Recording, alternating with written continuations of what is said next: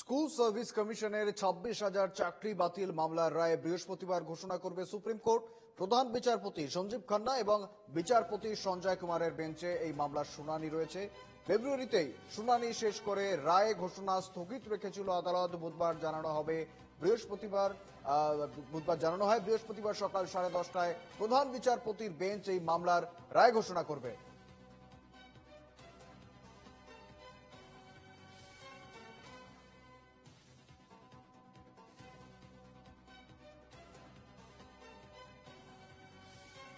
School service কমিশনের 26,000 চাকরি বাতিল মামলার রায় ঘোষণা বৃহস্পতিবার।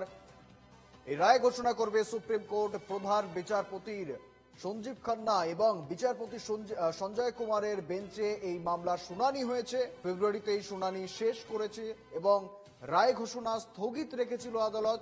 বুধবার জানানো হয় বৃহস্পতিবার অর্থাৎ আজ সকাল 10:30টায় প্রধান বিচারপতির বেঞ্চ এই মামলার রায় ঘোষণা করবে।